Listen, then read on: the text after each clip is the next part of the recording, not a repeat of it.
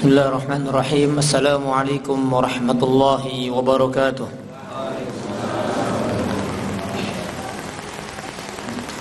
Alhamdulillahi rabbil alamin, wal 'aqibatu lil muttaqin, wala 'udwana illa 'alal zalimin. Asyhadu an la ilaha illallahur rahmanur rahim, wa asyhadu anna Muhammadan 'abduhu wa rasuluhul amin. Muhammad ibn Abdullah wa ala alihi wa ashabihi wa man ihtada bihadihi wa amila bisunnatihi wa sallama tasliman katsira ila yaumiddin. Yaqulu Allah Ta'ala fi kitabihil karim, ya ayyuhalladzina amanu taqullaha haqqa tuqatih wa la tamutunna illa wa antum muslimun. Amma ba'd. Para jemaah Bapak Ibu rahimani wa rahimakumullah, alhamdulillah atas petunjuk taufik yang Allah berikan kepada kita. Alhamdulillah kita dapat dimudahkan Allah dalam menuntut ilmu, terutama ilmu yang dengannya langit dan bumi ini tegak, yang dengan sebab itu manusia, jin diciptakan dan dibebankan syariat kepada mereka, yaitu ilmu tentang mengenal Allah Subhanahu wa ta'ala, juga hak-haknya, atau yang disebut dengan istilah aqidah atau tauhid kepada Allah Subhanahu wa ta'ala. Kemudian salawat dan salam semoga senantiasa terlimpah curahkan kepada Nabi kita Muhammad sallallahu alaihi wa ala alihi wasallam. Bapak Ibu para jamaah rahimani wa rahimakumullah, insyaallah kita lanjutkan pembahasan akidah mazhab Syafi'i, yaitu pembahasan lanjutan dari pembahasan tentang wajib taat pemimpin dan haram memberontak. Ini sudah kita bacakan ya. Baik, jamaah azanillahu wa iyyakum ajma'in. Sebagaimana diterangkan oleh Al-Imam Al-Muzani tentang batasan ketaatan kita kepada ulil amri atau kepada pemerintahan sah adalah hanya dalam perkara yang ma'ruf, bukan dalam perkara yang mungkar. Apa yang dimaksud dengan ma'ruf dan apa yang dimaksud dengan mungkar? Ya, karena dua istilah ini adalah istilah yang sudah tidak asing lagi bagi kita. Ma'ruf, mungkar, amar ma'ruf, nahi mungkar. Nah, maka didefinisikan oleh sebagian para ulama bahwasanya ma'ruf itu ma'arafahu syari' atau ma'arafahu syara', apa-apa yang dianggap ma'ruf oleh syariat. Jadi apa itu ma'ruf? Yaitu apa-apa yang dianggap ma'ruf oleh syariat. Maksudnya apa-apa yang dianggap kebaikan oleh syariat, baik oleh Allah Subhanahu wa ta'ala atau oleh Nabi kita Muhammad sallallahu alaihi wasallam.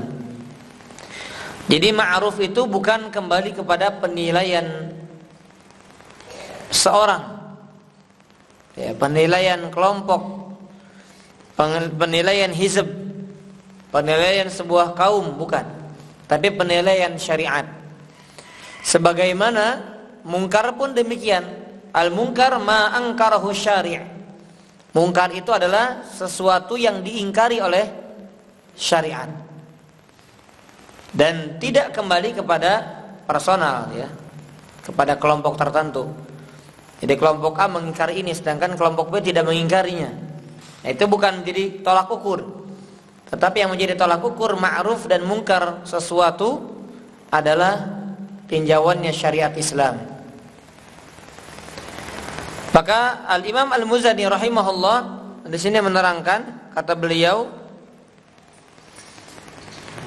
Wa ta'atu li ulil amri fi ma kana 'indallahi mardiyan. Jadi taat kepada ulil amri itu adalah hanya dalam perkara yang diridhoi di sisi Allah. Dalilnya sudah disampaikan kemarin, innamat ta'atu fil ma'ruf. Ketaatan itu hanya terbatas kepada yang ma'ruf, yang baik. Kemudian kata Imam Al-Muzani, ini sudah disampaikan pekan lalu ya, hanya sebagai evaluasi sedikit. Wajtinabu ma kana 'indallahi muskhitan, dan meninggalkan apa-apa yang tidak diridhoi Allah atau dimurkai di sisi Allah. Karena Nabi mengatakan la ta'ata li makhluqin fi ma'siyatil khaliq. Tidak boleh taat kepada makhluk siapapun dia. Karena di sini kalimatnya umum, makhluk yufidul am atau yufidul umum, memberikan faidah keumuman. Siapapun makhluknya, al malaikah al muqarrabun, baik para malaikat yang dekat kepada Allah, au al anbiya war rusul wal mursalun, atau para nabi, para rasul yang diutus oleh Allah, atau siapapun dia, seorang istri kepada suaminya, anak kepada orang tuanya, kata Allah, kata Nabi SAW, tidak boleh ditaati dalam perkara yang mengandung maksiat kepada Sang Khaliq, yaitu Allah Subhanahu wa taala.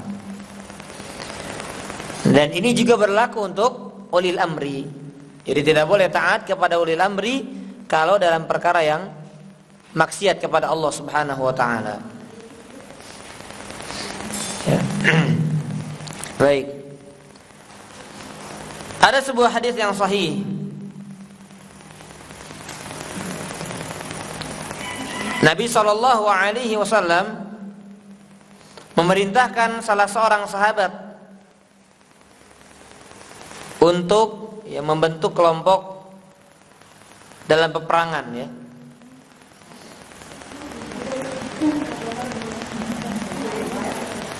Maka kemudian orang ini mengutus seorang laki-laki dari kalangan Ansor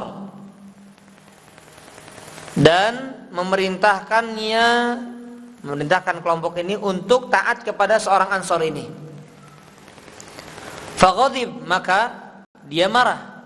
Faqala, maka kemudian dia berkata, alaysa amarakumun nabiy sallallahu alaihi wasallam an tuti'uni? Bukankah nabi kalian yang telah perintahkan agar kalian mentaatiku? Qalu, mereka berkata, bala, ya tentu. Qala fajmi'u li hataba, maka tolong kumpulkan kayu bakar untukku. Fajama'u, maka kemudian mereka mengumpulkannya. Faqala auqidu nara, nyalakan api. Fa'auqaduha, maka mereka menyalakannya. Faqala adkhiluha, maka masukkan. Fahammu wa ja'ala ba'duhum yumsiku ba'dan wa yaqulun fararna ila nabi sallallahu alaihi wasallam minan nar. Ya. Maka kami lari kepada Nabi agar terhindar dari neraka itu. Jadi diperintahkan untuk masuk. Ya, untuk masuk ke dalam api karena perintah dari ulil amri ini. Famazalu hatta khamadat an-nar fasakana ghadabuhu fabalagha Nabi sallallahu alaihi wasallam law dakhaluha ma kharaju minha ila yaumil qiyamah at-ta'atu fil ma'ruf. Nah, lihat sampai akhirnya api ini mati, ya, padam, dan murkanya si pemimpin tadi mulai mereda, dan kabar berita ini sampai kepada Nabi SAW. Maka kata Nabi, benar, ya, taat itu benar ada, tapi hanya dalam perkara yang ma'ruf. Kalau suruh bunuh diri ya nggak boleh taat, gitu. Ya. Maka kata Nabi SAW, seandainya mereka masuk mentaati pemimpin tadi, masuk ke dalam api tersebut, maka kharaju minha ila yaumil qiyamah, maka tidak akan pernah keluar dari api tersebut sampai hari kiamat, mati maksudnya. Maka kemudian Nabi mengatakan at-ta'atu fil ma'ruf. Ingat, taat itu hanya dalam perkara yang ma'ruf. Itu. Jadi mereka atau dia berdalil, ini kan Nabi yang perintahkan. agar kalian taat kepadaku sebagai pemimpin dari kelompok perang tadi. Ya, maka Nabi memberikan batasan ini sebagai sababul wurud ya, bahwasanya ketaatan itu hanya dibatasi pada perkara yang ma'ruf saja. Nah, hadis ini sahih, dikeluarkan oleh Al-Imam At-Tabarani dan juga oleh Al-Imam Al-Baghawi, disahihkan oleh Syekh Al-Albani rahimahullahu taala. Jadi kalau pemerintah, pemimpin memerintahkan kepada perkara-perkara maksiat, tadi mencelakakan jiwa, ya, merusak harta benda dan seterusnya, maka tidak boleh ditaati. Nah, kemudian di sini Al-Imam Al-Muzani menegaskan, wa tarkil khuruj 'inda ta'addihim wa jawrihim. Jadi baca matannya atau dilihat matannya. Kata Imam Muzani, tidak memberontak mereka. Tidak boleh memberontak mereka, yaitu para pemimpin, ketika mereka berbuat zalim dan tidak adil. Itu sudah dari zaman imam ya. Sudah dari zaman para imam keterangan ini. Bukan ulama kontemporer yang berfatwa, berijtihad dan menyampaikan pendapat ini, tapi sudah dari zaman dulu. Ya, tidak boleh memberontak kepada para pemimpin ketika mereka bahkan dalam keadaan zalim kepada rakyatnya dan tidak berlaku adil. Baik, Al-Imam Al-Muzani menerangkan hal ini sebagaimana keterangan dari Nabi kita Muhammad sallallahu alaihi wasallam. Jadi banyak ya hadis-hadis yang menerangkan akan perkataan beliau ini, enggak boleh memberontak ketika sekalipun mereka dalam keadaan zalim pada rakyatnya dan tidak berlaku adil kepada rakyatnya. Kata Nabi SAW, ini menegaskan apa yang kita pahami selama ini, yang menjadi manhaj Ahlus Sunnah wal Jamaah. Nabi mengatakan, khiyaru a'immatikum alladzina tuhibbunahum wa yuhibbunakum. Sebaik-baik pemimpin di antara kalian adalah yang kalian mencintai mereka dan mereka mencintai kalian. Jadi saling mencintai antara pemimpin dengan rakyatnya. Itu sebaik-baik pemimpin. Wa yusalluna 'alaikum wa tusalluna 'alaihim, dan mereka mendoakan kalian, kalian juga mendoakan mereka. Saling mendoakan di antara pemimpin dengan rakyat. Wa syiraru a'immatikum alladzina tubghidunahum wa yubghidunakum. Sedangkan seburuk-buruk pemimpin adalah apabila rakyatnya benci kepada pemimpin, pemimpinnya juga benci kepada rakyatnya.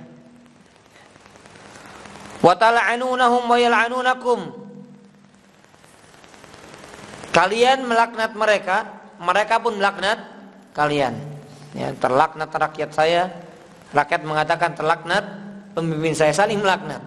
Ini seburuk-buruk pemimpin.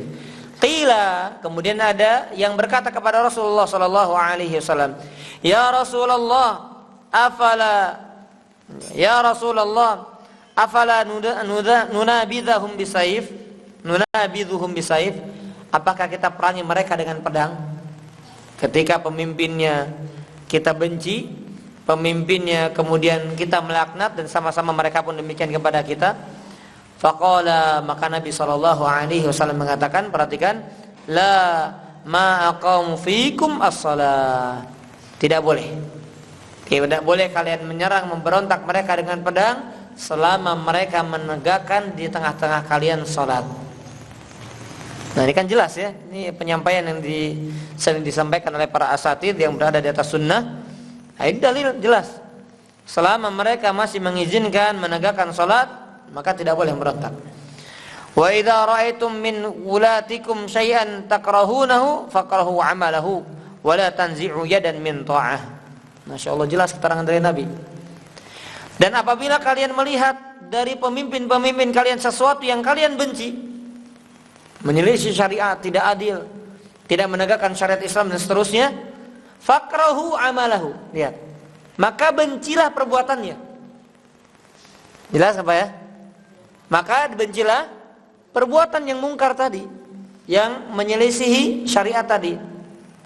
Dan jangan kalian melepaskan tangan kalian dari ketaatan. Jadi tetap taat. Kalau dalam perkara-perkara yang ma'ruf. Adapun dalam perkara-perkara yang tadi dibenci, maka bencilah amalannya, perbuatannya. Ya, hadis sahih diriwayatkan atau dikeluarkan oleh Imam Muslim dalam kitab sahihnya.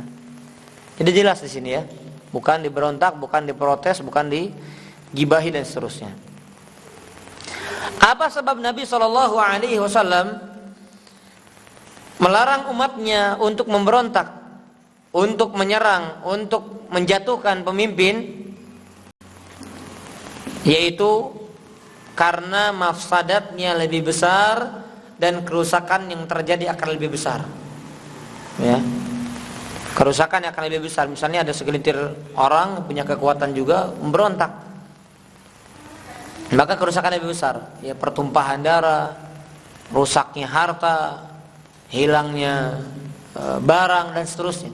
Artinya mafsadatnya akan lebih besar dan lebih nampak dibandingkan ketika dia bersabar atas kezaliman pemimpin. Ya, hilangnya rasa aman, kemudian ya kekacauan terjadi di mana-mana dan seterusnya. Dan ini kenyataan ini terjadi ya, dan kita lihat di era kontemporer ini terlihat bagaimana di Mesir, bagaimana kemudian di Suriah dan seterusnya. Itu sudah menjadi bukti akan perkataan Nabi SAW untuk sabar atas ketidakadilan atau kezaliman seorang pemimpin, ya siapapun dia. Sahabat radhiyallahu anhum ajma'in,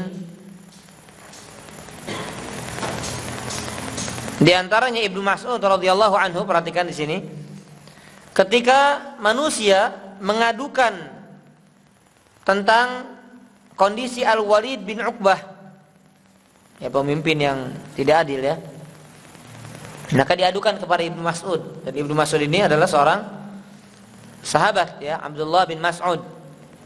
Maka apa kata Ibnu Mas'ud radhiyallahu anhu?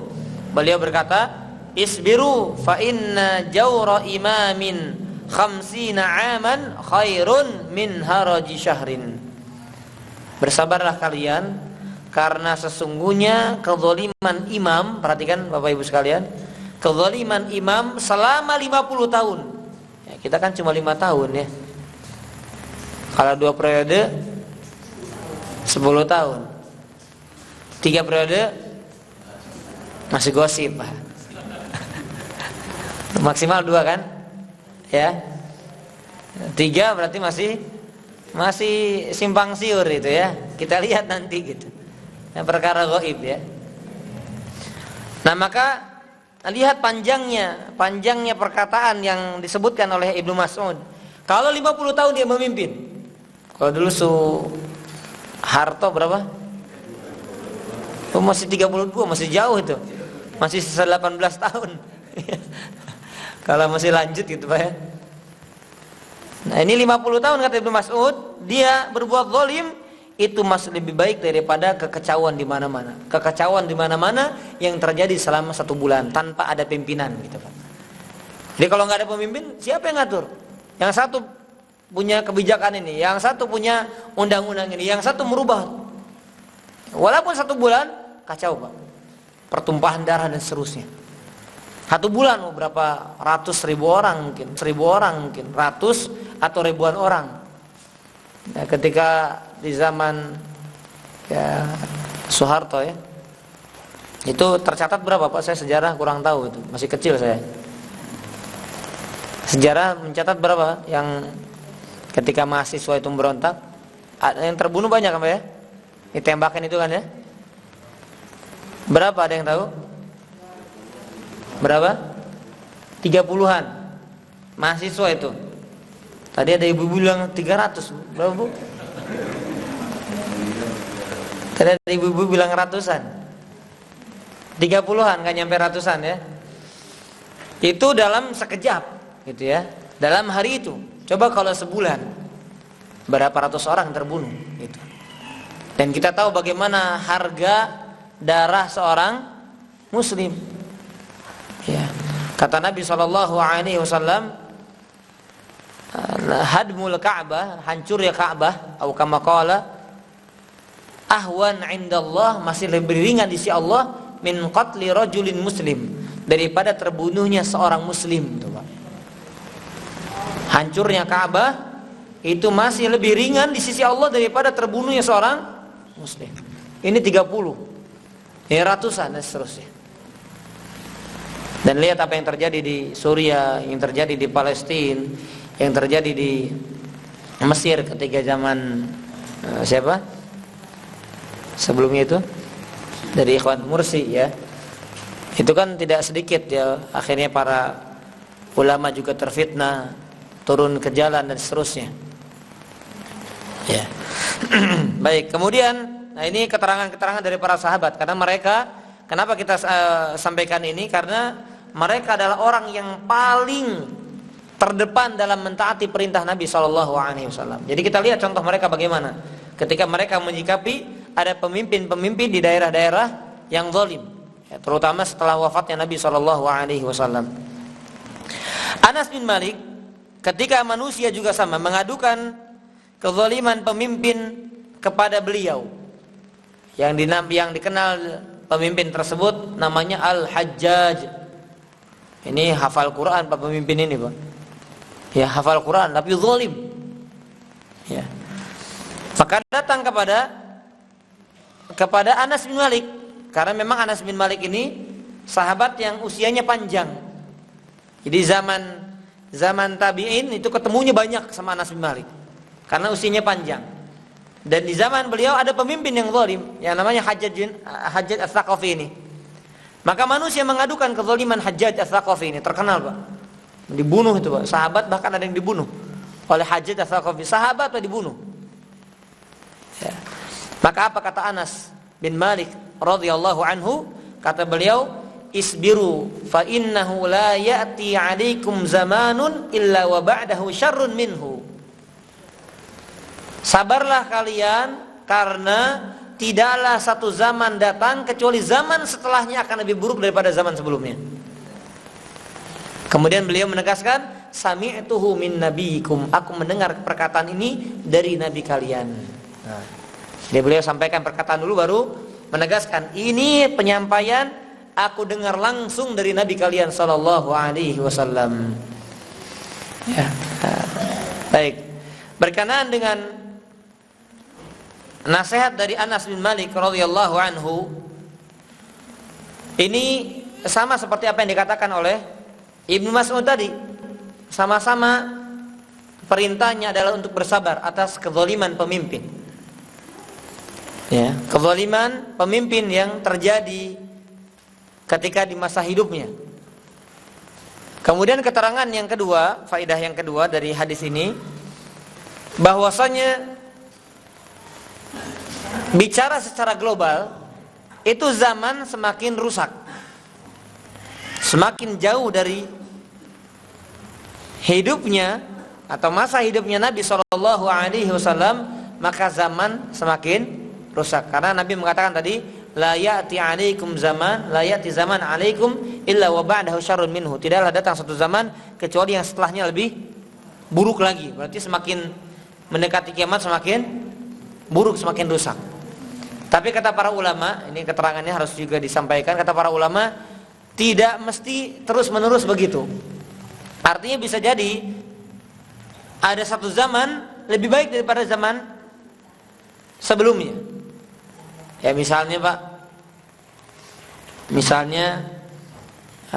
di era kezaliman misalnya Hajjaj, kemudian datang setelahnya pemimpin yang adil, maka di zaman itu lebih buruk daripada zaman yang datang setelahnya.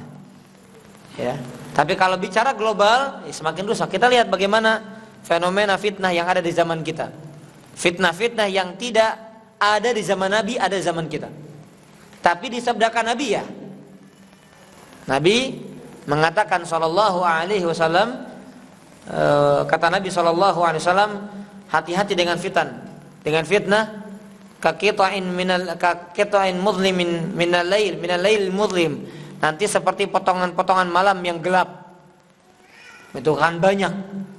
Kemudian kata Nabi sallallahu alaihi wasallam, beliau mengatakan, rajulun yusbihu mu'minan wa yumsi kafiran. Sampai-sampai nanti akan ada seorang yang pagi hari dalam keadaan beriman, tidak nunggu 24 jam, sore harinya sudah kafir.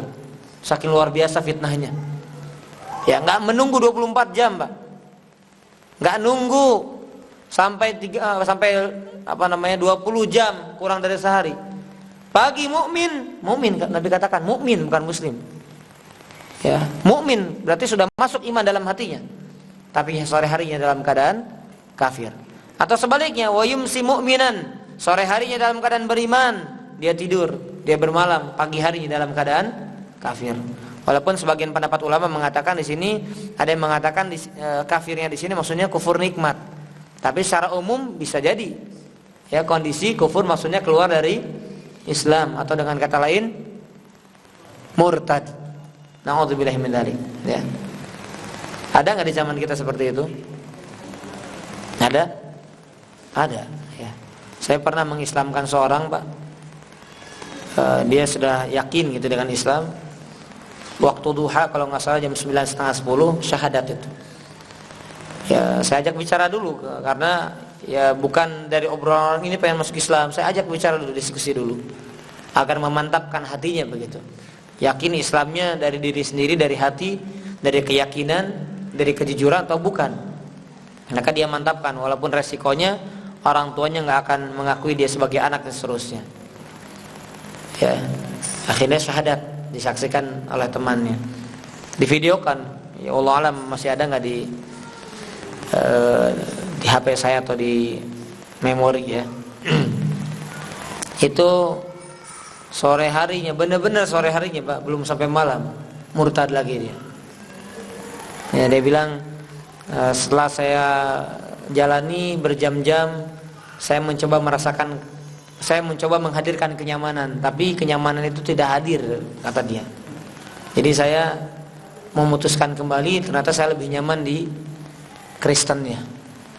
Begitu, Pak, murtad lagi. Nah, ini bahaya kan? Innalladzina amanu summa kafaru, innalladzina kafaru summa amanu summa kafaru. Sesungguhnya orang-orang yang kafir kemudian beriman, kemudian kafir lagi. Ya, beriman kafir, apa kata Allah? Summa zdadu kufra. Maka kemudian bertambah kekafirannya.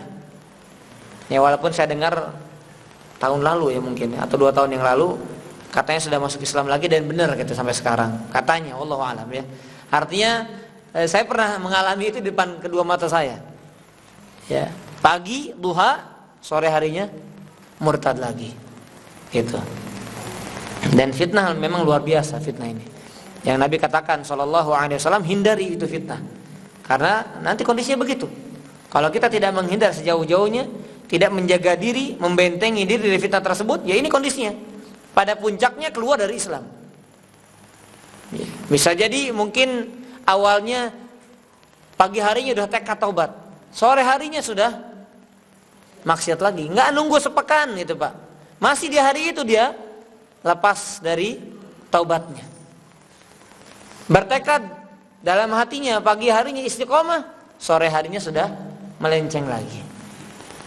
Ini masih lebih wajar daripada tadi. Tapi pada puncaknya, Nabi katakan langsung pada puncaknya, bisa jadi mukmin pagi harinya, sore harinya dalam keadaan kafir. Na'udzubillahi min dzalik. Ya, nasallallahu salamah minal fitan. Semoga Allah berikan keselamatan kita semua dari semua jenis fitnah. Ya, amin ya rabbal alamin. Baik. Kemudian jamaah azani Allah wa yakum, kita lanjutkan pembacaan matannya. Al-Imam Al-Muzani rahimahullahu taala mengatakan, wa taubatu ilallahi azza wa jalla kaima ya'tifa bihim ala ra'iyatihim. Kata beliau, wajib bagi rakyat untuk bertaubat. Rakyatnya ini yang diperintahkan sama Imam Muzani ya. Rakyatnya bertaubat wajib kepada Allah azza wa jalla. Sebab taubat masyarakat, rakyat di satu negara, apa hasilnya? Kaima ya'tif bihim ala ra'iyatihim. Agar Allah subhanahu wa ta'ala menjadikan pemimpin yang ada di negeri tersebut berkasih sayang kepada rakyatnya. Berarti yang dituntut di sini yang memperbaiki siapa dulu? Rakyatnya. Bukan teriak-teriak dulu ke pemimpinnya, tapi rakyatnya. Rakyat diperintahkan untuk bertobat kepada Allah subhanahu wa ta'ala. Baik jemaah Allah wa iyyakum ajma'in. Inilah jalan keluar dan penyelamat ya, dari kondisi di mana ketika dia mendapati pemimpin yang zalim, yang tidak adil. Karena kezaliman terjadi di sekitar kita atau ketidakadilan yang terjadi di sekitar kita tidak lain dan tidak bukan pasti karena dosa kita. Itu jelas ya. Tidak lain dan tidak bukan melainkan karena dosa kita. Sebagaimana Allah Subhanahu wa taala mengatakan, "Wa kadzalika nuwalli ba'dadh dhalimina ba'dhum bima kanu yaksibun." Ya, Allah katakan, mungkin dicatat ya ayatnya.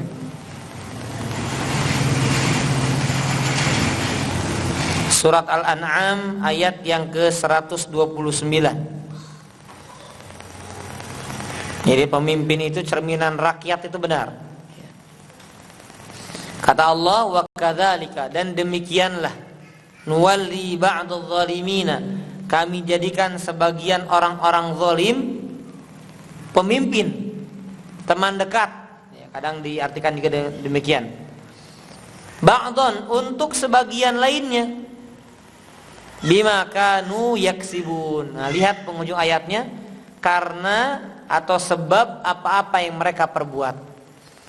Jadi kenapa dapat pemimpin itu? Karena rakyatnya berbuatnya seperti itu. Kenapa pemimpin yang zalim? Karena rakyatnya juga zalim. Kenapa pemimpinnya ahli maksiat? Karena rakyatnya juga ahli maksiat. Gambarannya seperti itu. Maka kalimat dari Al-Imam Al-Muzani, kalimatnya pas, wa taubatu, dan wajib bertaubat bagi para rakyat. Wajib bertaubat. Karena sifatnya umum kalau taubat ya. Agar Allah jadikan pemimpin dari kalangan orang-orang juga bertobat. Orang-orang yang memperbaiki dirinya, memperbaiki juga urusan masyarakatnya. Baik, kemudian jamaah azani Allah wa iyyakum ajma'in.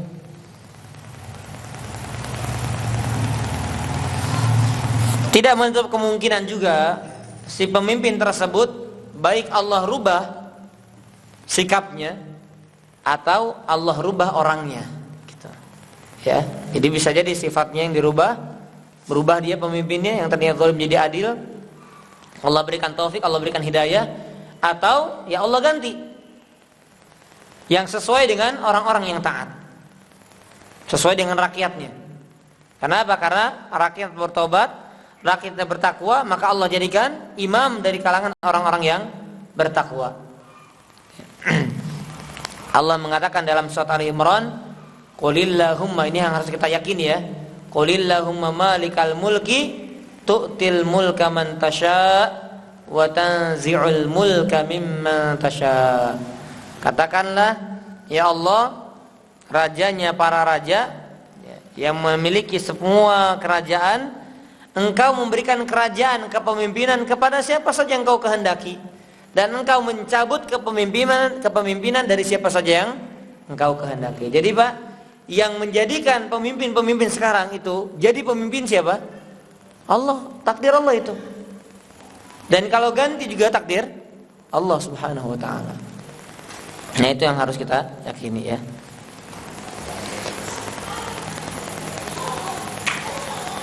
Kemudian jamaah azani Allah wa iyyakum, Syekhul Islam Ibnu Taimiyah mengatakan, ya, telah tercatat dalam sejarah, kata beliau, dan sudah sangat diketahui, kalau ada segelintir orang kemudian khuruj itu memberontak kepada orang yang memiliki kepemimpinan atau kepada pemerintah, apa yang terjadi? Maka kata beliau, illa wa kana fi khurujiha minal fasad ma huwa a'zam minal fasad alladhi azalatuhu. Maka dalam pemberontakannya itu pasti dia dapatkan kerusakan yang lebih besar daripada kerusakan yang dia hilangkan. Paham nggak maksudnya Pak? Pemimpin zalim, dia ingin menghilangkan kezaliman pemimpin, akhirnya berontak. Tapi ketika dia berontak, kerusakan yang didapatkan lebih besar dibandingkan ketika dia ingin menghilangkan kerusakan yang ada pada pemimpin tersebut. Dan sejarah membuktikan itu. Gitu. Ya. Tadi yang saya katakan, contoh paling utamanya adalah hilangnya nyawa. Jadi kalau dengan bahasa sederhananya gini Pak, Indonesia hancur misalnya, atau satu negara hancur karena zalimnya pemimpin, itu masih lebih ringan di sisi Allah dibandingkan apa? Terbunuh seorang muslim. Mudah, gampangnya begitu Pak. Ka'bah saja yang mulia, yang Allah muliakan, itu masih lebih bening hancur dibandingkan lebih ringan gitu. Bukan berarti boleh dihancurkan. Lebih ringan si Allah dibandingkan terbunuhnya seorang muslim. Apalagi negara-negara.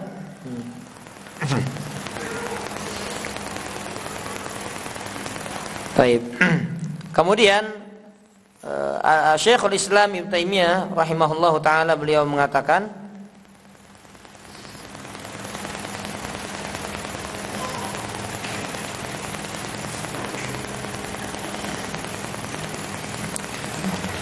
kata beliau, walihada istaqarra amru ahli sunnah ala tarqil qital fil fitnah.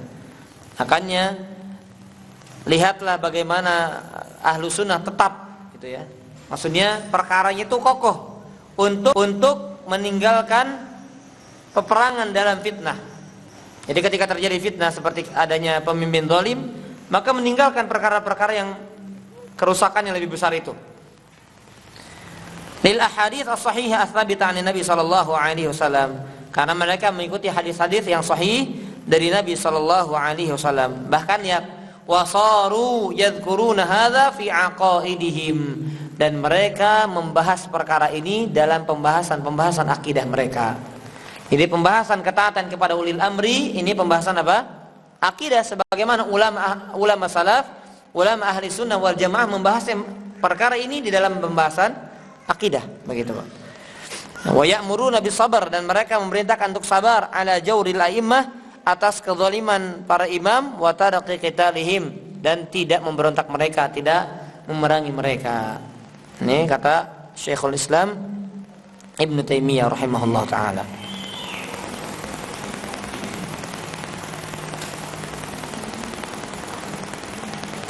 Baik, saya terjemahkan ini perkataan yang bagus juga dari Al-Imam Ibnu Abil Izz Al-Hanafi.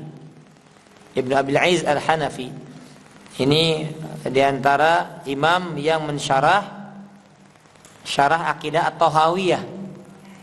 Ya, syarah akidah Tahawiyah itu disyarah diantaranya oleh Al-Imam Ibnu Abil Izz Al-Hanafi rahimahullah ta'ala.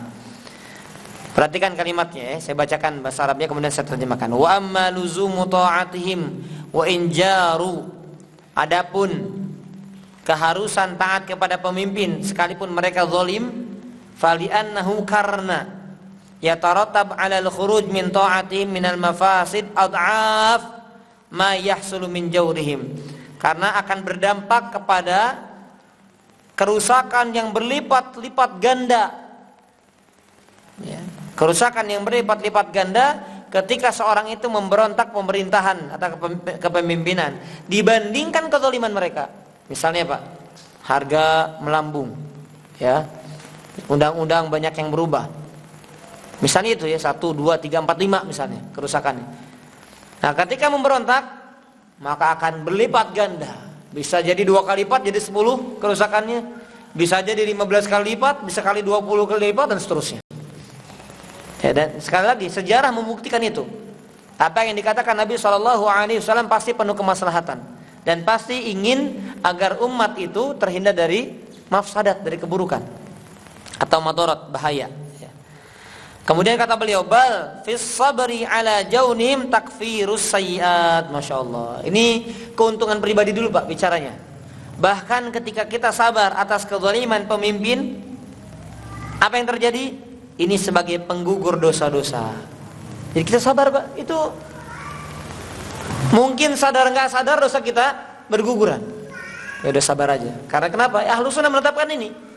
Saya pengennya fulan bin fulan yang memimpin, paham agama, paham kepemimpinan, punya jiwa leader dan seterusnya, ya.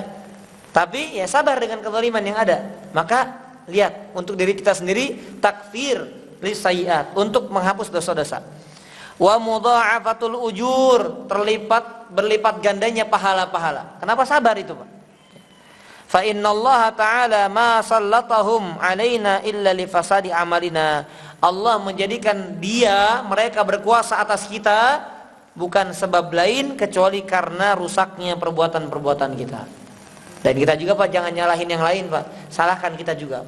Wah, ini mah karena kelompok tertentu, anu dan seterusnya. Kita sama, Pak. Kita juga banyak dosa. Kita banyak maksiat. Kita banyak berbuat kerusakan di atas muka bumi ini. Banyak, Pak. Maka pemimpin yang kita dapatkan ya gambaran dari kita. Ya. Wal jazaa'u min jinsil amal, kata beliau, karena balasan itu tergantung jenis perbuatannya. Ya. Fa'alaina al-ijtihadu fil istighfar wa taubah wa islahil amal. Maka kewajiban kita adalah bersungguh-sungguh dalam beristighfar, meminta ampun kepada Allah, dan bertobat, kemudian memperbaiki amalan. Fa idza arada ar-ra'iyatu an yatakhallasu min dzulmil amiril zalim falyatruku adz-dzulma. Dan barang siapapun rakyatnya, masyarakatnya yang ingin berlepas diri dari kezaliman pemimpin yang zalim, maka hendaknya dia tinggalkan kezaliman. Jelas nih, Pak. Ini kalimatnya sederhana sekali, mudah. Dan ini arahan dari ulama, ya, tentu yang mumpuni ilmunya. Baik. Jadi sekali lagi kami tegaskan, pembahasan yang berkaitan dengan taat kepada ulil amri dan haram yang memberontak kepada mereka, para ulama Ahlus Sunnah wal Jamaah mereka sudah menetapkan bahwasanya ini adalah perkara yang masuk dalam kaitan akidah. Ya, masuk dalam kaitan akidah atau masuk dalam kaitan manhaj.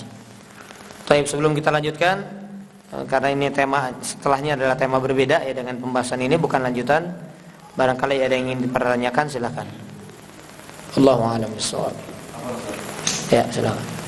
Bagaimana cara membatasi orang yang berpendapat bahwa negara kita tidak memiliki ulil amri karena kita tidak berhubungan dengan Islam? Ya. Ya, kalau membantah panjang urusan ya. Karena kaidah yang mereka pakai dengan kaidah yang kita pahami sudah beda. Jadi prinsipnya sudah beda. Maka akan terus mencari-cari alasan untuk membenarkan apa yang mereka pahami. Gitu. Pertama tadi, tidak menerapkan hukum Islam, gitu ya. Kemudian undang-undangnya adalah undang-undang yang bahkan tidak sedikit yang menyalahi aturan Islam. Gitu Pak ya. Kan ada yang tidak menyalahi gitu ya, boleh-boleh saja seperti perundang-undangan jalan gitu kan. Kemudian nikah, itu kan masih Islam Pak ya. Apalagi yang di kita yang Islam itu? Haji, misalnya pengurusan haji, walaupun dananya misalnya ada yang nggak jelas gitu ya. Kalau mudahnya tadi kita sampaikan, ketika para sahabat menawarkan diri, wahai Rasul, kalau nanti ada pemimpin yang zalim, apakah kita perangi dengan pedang-pedang kami? Itu kan sahabat luar biasa beraninya Pak. Nah, kita sok-sok berani kalau kita. Yang teriak-teriak itu Pak, itu nggak turun di jalan, diam di mobil Pak. Cuma teriak aja teriak. Yang suruh majunya anak buahnya. Kalau sahabat langsung kita serang sama pedang. Kalau pemimpinnya zalim. Kata Nabi apa? La ma aqamu fikum as-shalah. Berarti kan di sini patokannya apa di antaranya? Kalau selama mereka menegakkan salat. Jadi mengizinkan salat kita jelas Pak. Pemimpin yang muslim walaupun aturannya tidak Islam, yang undang-undangnya bukan Islam, kemudian ditegakkan salat, masih bebas kita di mana-mana. Itu sudah jelas. Nabi katakan la, enggak boleh, sudah sabar. Dan selama mereka menegakkan salat maka sabar kalian. Nah, itu diantaranya. Wallahu a'lam bishawab. Dan juga keterangan para ulama tentang kapan negara itu dinamakan negara Islam. Ya, ingat negara Islam itu patokannya bukan selalu aturannya Islam. Ya, seperti negara kita.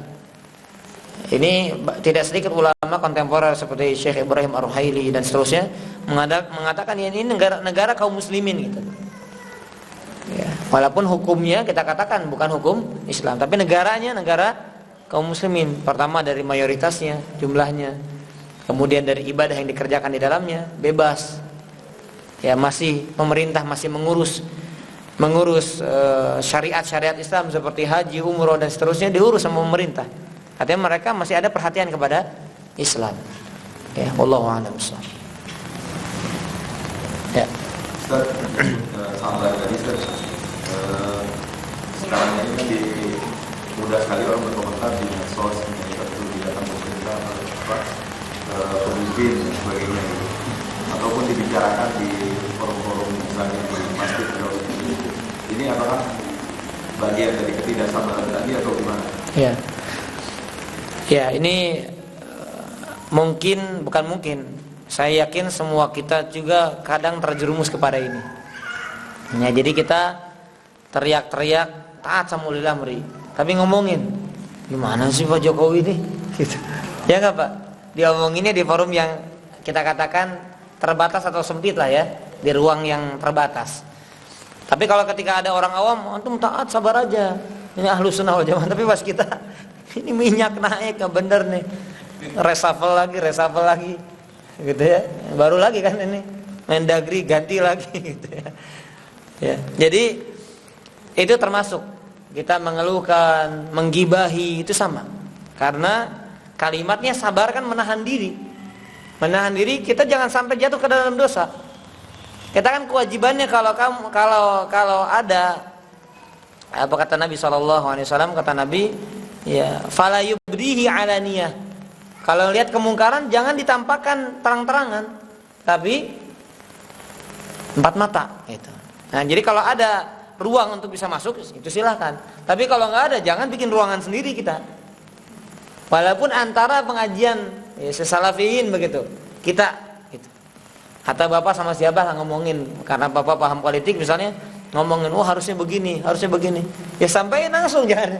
Apa solusinya? Apa maslahatnya kita bicarakan di sana? Yang terjadi malah apa? Ghibah. Ya sama aja dosa gitu. Bedanya kita meyakini nggak boleh tapi perbuatannya sama. Kalau mereka kan keyakinan salah, perbuatannya salah juga begitu. Ya, wallahu a'lam bishawab.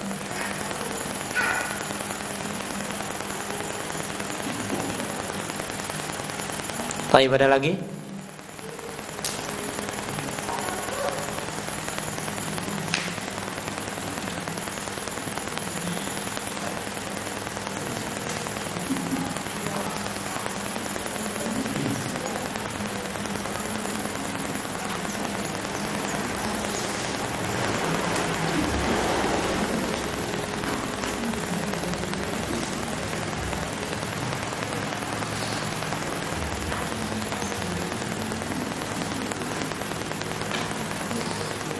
Ya, tidak ada. Baik, kita lanjutkan ya. Ini Ustaz Maskur masih ada di sini kan ya? Betul. Harusnya jangan saya Pak. Yang ngontak saya Bapak ya. Kalau ada beliau aja. Anda liburin aja Pak. Ya. Kenapa? Sama? Enggak ada. Kenapa? Ahad. Ahad pagi. Ya 2 kali aja kan tinggal di sini enak Pak, tinggal loncat. Nggak usah pakai sendal nyampe Ustaz Maskur, Masya Allah. Anda harus pakai mobil. Oh iya.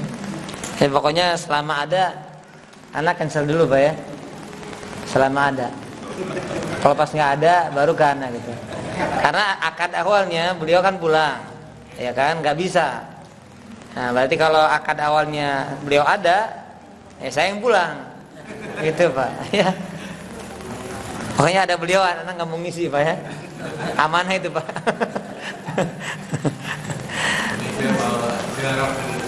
Kenapa? Kemana itu?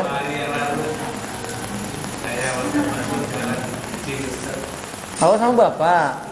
Bukan ditolak.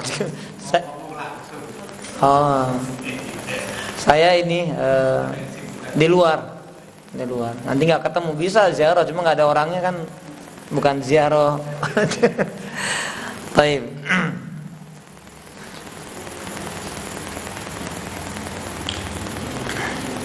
Jadi bisa dibaca ya tentang kapan negara itu dinamakan negara kaum muslimin. Ya, itu ada dalam pembahasan para ulama. Yang berikutnya kita membahas tentang, nah ini perkara berat juga sebetulnya ya, maksudnya perkara yang tidak ringan, tentang perkara mengkafirkan ahlul qiblah. Ya, mengkafirkan ahlul qiblah. Nah, di sini ditetapkan ulama ahlus sunnah di antara Imam Muzani. Nah, lihat kalimatnya di sini. Al-imsak an takfiri ahlil qiblah. Tidak mudah mengkafirkan ahlul qiblat. Maksudnya kaum muslimin. Tidak bermudah-mudahan. Maksudnya menahan diri. Imsak. Imsak kan kalau orang imsak sudah paham ya, menahan diri. Dari apa? Dari mengkafirkan. Tetapi bukan berarti bermudah-mudahan sisi lain. Jadi kita berada di tengah. Ahlus sunnah itu kan wasatiyah, pertengahan. Bukan bermudah-mudahan dalam mengkafirkan, tidak juga bermudah-mudahan dalam mencap orang itu muslim. Ya, kaum musyrikin misalnya, yang jelas-jelas sudah keluar dari Islam, wah ini muslim, mukmin sama dengan yang lainnya. Nah, ini menyimpang juga. Ini sama-sama menyimpang. Sama seperti perkataan sebagian kelompok yang mengatakan ya imannya, sebagaimana kita bahas waktu itu ya, imannya Abu Bakar dengan imannya pezina ya sama saja gitu. Nah, nggak bisa demikian. Baik, Al-Imam Al-Muzani mengatakan wal imsaku an takfiri ahli al-qiblah wal bara'ati minhum fima ahdathuhu ma lam yabtadi'u dalalan. Fama ibtada'a minhum dalalan kana 'ala ahli al-qiblati kharijan wa min ad-dini mariqan wa yataqarrabu ila Allah 'azza wa jalla bil bara'ati minhu wa yuhjaru wa yahtaqar wa tujtanabu ghuddatuhu fa hi a'da min ghuddatil jarab. Nah, ini kalimatnya tegas ya. Tapi perlu kita keterangan pembahasan dari para ulama. Menahan diri untuk tidak mengkafirkan ahlul qiblat kaum muslimin. Namun berlepas diri dari mereka atas apa yang mereka ada-adakan dari perkara bid'ah dan tidak mengkafirkan mereka selagi mereka tidak membuat bid'ah yang menyesatkan, yaitu bid'ah yang mengeluarkan dari Islam. Ya, kita bacakan dulu ya. Karena barang siapa yang membuat bid'ah yang menyesatkan, maka berarti dia telah keluar dari ahlul qiblah dan melesat jauh meninggalkan agama ini, serta merupakan qurbah, yaitu mendekatkan diri kepada Allah dengan berlepas diri darinya. Kan al-wala wal bara termasuk pembahasan akidah. Jadi ketika kita wala itu ibadah, sama seperti kita bara berlepas diri itu ibadah. Maka dikatakan kita beribadah kepada Allah, sebuah kedekatan kita mendekatkan diri kita kepada Allah ketika kita berlepas diri darinya. Dia berhak diboikot, dihinakan dan menjauh dari berinteraksi dengannya, karena berinteraksi dengannya lebih bahaya daripada tumor yang ganas. Ya, sedikit kita bahas tentang perkara bid'ah dulu ya. Jadi bid'ah itu Bapak Ibu sekalian, ada yang mukaffirah, ada yang ghairu mukaffirah. Ada bid'ah yang membuat seorang itu keluar dari Islam, kafir, ada bid'ah yang tidak membuat seorang dari Islam. Ya, itu diantaranya. Kemudian untuk perkara takfir, ya, untuk perkara takfir ini pembahasan akidah juga. Karena di dalam kitab Nawaqidul Islam, Syekh Muhammad At-Tamimi rahimahullah taala, beliau juga mengatakan bahwa orang yang malam yukaffir al-musyrikin, orang yang tidak mengkafirkan kaum musyrikin, au syakka, atau dia ragu-ragu tentang kesyirikannya, tentang kekafirannya, atau bahkan sahaha madhabahum, atau bahkan pada puncaknya membenarkan madhab mereka, membenarkan keyakinan mereka, kafar, kita kafir. Nah, ini bahaya juga Pak ya. Nggak mengkafirkan kita kafir, mengkafirkan kita bisa kafir. Nah, ini pembahasan harus detail sebetulnya ya. Artinya gini, kita harus mengetahui apa perbuatan-perbuatan yang mengeluarkan seorang itu dari keislamannya. Itu pertama, mengilmui. Setidaknya ini bukan dijadikan untuk vonis orang lain, tapi dijadikan untuk pertahanan diri kita. Jangan sampai kita terjatuh kepada perbuatan yang barangkali bahkan kita tidak sadar keluar kita dari Islam karena perbuatan tersebut. Ya, di antara pernyataan-pernyataannya adalah semua agama sama. Ini pernyataan kufur jelas. Kenapa? Karena bukan sekadar ragu dia, Pak. Bukan sekadar tidak mengkafirkan. Ini masuknya ke kalimat yang ketiga, sahhaha madzhabahum, membenarkan pendapat mereka, membenarkan agama mereka. Mazhab itu kan bisa dikatakan juga ya. Apapun mazhabnya, kalau agamanya kufur ya kufur. Gitu. Ya, taib jamaah Allah yakum ajma'in. Jadi artinya tidak juga kita bermudah-mudahan dalam mengkafirkan, karena kalimat tadi, barang siapa yang tidak mengkafirkan atau ragu atau membenarkan maka kita kafir. Akhirnya kita ya sudah, daripada saya kafir ya udah kafirin orang lain. Ya enggak begitu ya. Taib. Kemudian berkaitan dengan berlepas diri atau boikot. Ya, Syekh Muhammad bin Shalih Al-Utsaimin juga mengatakan, kemudian juga diantara Syekh Ibrahim atau Sulaiman Ar-Ruhaili, boikot itu lihat mafsadat dan madarat, lihat maslahat dan madaratnya. Gitu. Karena hukum asal dari seorang muslim itu haram untuk diboikot. La yahillu limrin muslimin an yahjura akhahu fawqa thalath aw kama qala. Tidak halal bagi seorang muslim, tidak halal bagi seorang muslim untuk memboikot, menghajar, tidak mengajaknya bicara, tidak menyapa dan seterusnya di atas 3 hari. Jadi itu hukum asalnya, kata beliau. Artinya kalau kita boikot berarti kita terjerumus kepada yang haram ketika orang ini tidak berhak untuk diboikot. Ya Pak ya, ini kadang sebagian orang yang baru ngaji begitu Pak. Oh ini ahlul bidah nih, imam di rumahnya ahlul bidah, masyarakat di sekitarnya ahlul bidah, nggak disapa, nggak disalamin dan seterusnya. Ya, ada sempit pemahamannya tentang perkara tersebut. Baik, kita bahas dari syarah. Jadi kewajiban kita para jamaah zanillahu yakum adalah pertengahan. Ya, tidak ghulu, tidak berlebih-lebihan, tidak juga bergampang-gampangan gitu. Tetapi kita wasatiyah, pertengahan, yaitu mengikuti petunjuk Nabi SAW. Di dalam sebuah hadis yang sahih diriwayatkan Imam Bukhari, Nabi SAW mengatakan, man shalla salatana, barang siapa yang salat dengan tata cara salat kami, wastaqbala qiblatana, dan menghadap kiblat kami, wa akala dhabihatana, dan memakan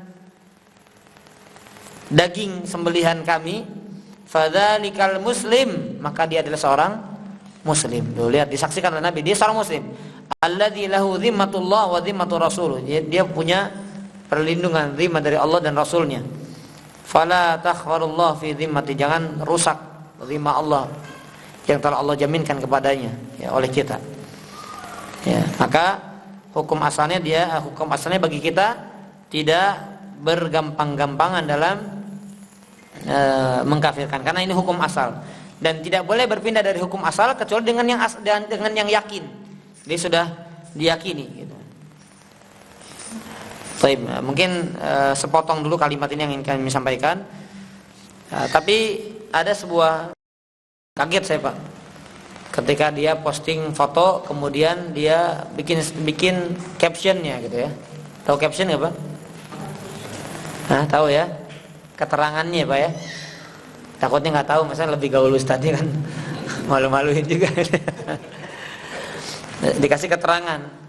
Kalau saya sih sudah tidak ragu untuk mentakyinnya. Maksudnya menyatakan dia keluar dari Islam, saya sudah tidak ragu. Saya kaget, ini kawan satu kelas saya dan saya tahu bagaimana kekokohan dia dalam manhaj. Kok mudah sekali gitu ya. dia mengkafirkan secara ta'yin gitu, secara personal. Ini orang kafir gitu. Bukan perbuatan. Kalau perbuatan kan masih global, Pak ya. Ini perbuatan kufur, itu global. Ini langsung, ini orang udah keluar dari Islam. Saya komentar langsung. Ya, sejak kapan antum berani mentakyin begini gitu. Dan saya telepon juga Syekh langsung. Syekh, ada orang Indonesia, seorang bukan pejabat ya, seorang ya kalau disebutkan nanti tahu ya. Intinya ada seorang yang dikenal lah di pegiat media sosial melakukan begini-begini, boleh enggak kita mengkafirkan? Yes. Sama jawabannya umum, ya kita nggak bermudah-mudahan ahlus sunnah. Akhirnya dia bilang saya mau telepon, mau diskusi sama antum gitu. Telepon kita, tapi saya sama, saya pertengahannya begini Pak, kalau kebenaran nih saya akan terima juga dan saya akan ikuti gitu jalannya. Karena selama ini yang saya tahu hanya global saja, belum secara terperinci gitu. Dan memang hak ulama biasanya dalam mentakyin. Akhirnya saya tanya kepada, setelah berdiskusi nggak terlalu panjang gitu ya, waktu itu karena mau maghrib setengah jam mungkin saya bicara, saya WA salah seorang ustadz juga yang bahkan ya Ustadz Badru sering mengomentari, walaupun ustadznya nggak terkenal cuma dekat dengan Ustadz Badru, bahkan sering dikagumi statusnya di media sosial ya, Ustadz Rizkian namanya, Ustadz Rizkian Ragil di Jogja ya, Ustadz di Jogja di radio Muslim juga mengisi. Itu saya japri, Ustaz, mohon maaf, ana mau diskusi sedikit. Ternyata jawabannya sama. Oh iya, saya juga sama. Kalau untuk orang ini saya nggak ragu, sudah kafir dia. Berarti selama ini ilmu saya yang belum detail gitu kan. Nah jadi begini maksud saya Pak, kesimpulannya. Jadi ada orang yang memang dia lahir sejak Islam, dia tahu Islam mendalam. Kemudian muncul kata-kata yang menjelekkan Islam, muncul kata-kata yang ya Islam itu misalnya agama terbelakang, kitab Al-Quran itu bukan apa namanya sumber hukum. Mungkin Bapak tahu, sudah mulai tahu nih orangnya. Sudah tahu belum? Belum juga. Ya intinya begitulah. Artinya gini, jangan. Jadi gini Pak, intinya orang yang sudah paham mendalam Islam, kemudian ada pernyataan-pernyataan itu, ini sudah tidak udzur lagi. Kalau orang awam bisa udzur, paham Pak? Orang awam bisa nggak tahu gitu. Oh saya nggak tahu. Ini orang pernah membela Islam gitu Pak. Pernah membela Islam, pernah menyatakan bagaimana Islam itu luar biasa, perbandingan dengan yang lain dan seterusnya. Kemudian ya entah faktor ketenaran, entah faktor syubhat, entah faktor apa, ya maka tidak udzur lagi bagi dia untuk menyatakan pernyataan-pernyataan yang masuk dalam firman Allah, qul abillah, katakan apa dengan Allah, wa ayatihi, ayat-ayatnya, wa rasulihi, atau dengan rasulnya, kuntum tastahziun, kalian mengolok-olok. Ini kan bukan mengolok-olok lagi Pak, ini serius mengatakannya begitu. Dan masuk di media sosial di mana-mana gitu, pernyataannya jelas, terang benderang, udah nggak ada oh bisa dialihkan, ini kayaknya maksudnya begini, udah nggak bisa begitu lagi Pak. Dzannya udah kuat begitu Pak, udah kuat dzannya, prasangkanya. Maka apa kata Allah? Qad kafartum ba'da imanikum, kalian telah kafir setelah kalian beriman gitu. Nah ini perlu kita pahami juga, karena ya, tapi bukan berarti. Nah kemudian saya tanyakan, kenapa nggak diumumkan aja ini orang kafir? Kita mengkafirkan orang lain bahasa secara keyakinan itu nggak perlu juga disampaikan kepada orang lain. Jelas Pak? Nggak perlu juga kita hebohkan itu. Oh ini menurut saya sudah kafir, siapa kita gitu? Siapa yang mau dengar kita? Tapi ini kan berkaitan dengan keyakinan. Ya, barang siapa yang tidak mengkafirkan, padahal jelas dia adalah kafir, kita yang bisa kafir. Ya, sama seperti kita ikut pernyataan ini agama sama, ini diri Allah juga, dia sama-sama masuk surga, kan berarti kan kita ragu bahkan membenarkan gitu. Nah itu bahayanya di situ. Maka perlu kita pelajari terkait dengan itu, karena ini berkaitan dengan akidah kita. Tapi mungkin itu yang bisa kami sampaikan. Ada pertanyaan lagi sebelum ditutup? Baik, satu aja Pak ya. Yang menyangkut yang tadi. Ya, satu. Kan biasanya harus segera dulu atau hujan gitu. Ya, betul. Nah itu kalau mau kayak gitu hanya keyakinan diri si ustaz aja. Kemudian siapa yang akan menyampaikan itu gitu Ustaz? Nah ini, jadi iqamatul hujjah untuk orang ini udah enggak. Kenapa? Karena tadi dilihat dari track recordnya dia, tulisan-tulisan dia, terus kecerdasan dia bukan orang bodoh, bukan orang awam gitu. Dia pasti paham dalil tentang Islam itu, Al-Quran itu apa. Ini masalahnya menyatakan apa Pak? Al-Quran bukan kitabullah, bukan sumber hukum. Bayangkan, kan ini orang bodoh aja nggak ngomong begitu Pak. Orang awam aja bilang ini Quran hukum untuk Islam bukan? Iya untuk Islam. Ini orang yang paham, orang yang udah istilahnya cerdas, bukan orang bodoh. Ustaz itu mengatakan ini dia bukan orang bodoh pertama. Jadi hujah apa yang mau disampaikan lagi ke dia? Bukan orang bodoh. Sebelumnya pembelaan terhadap Islam, jadi kan udah tahu itu Islam itu benar. Kemudian ada pernyataan seperti itu, ya kufur. Itu wallahu a'lam bishawab. Taib, subhanakallahumma bihamdika asyhadu an la ilaha illa anta astaghfiruka wa atubu ilaik. Semoga Allah jaga iman Islam kita sampai akhir kehidupan kita. Amin ya rabbal alamin. Wassallallahu ala nabiyina Muhammad wa ala alihi washabbihi wasallam. Assalamualaikum warahmatullahi wabarakatuh.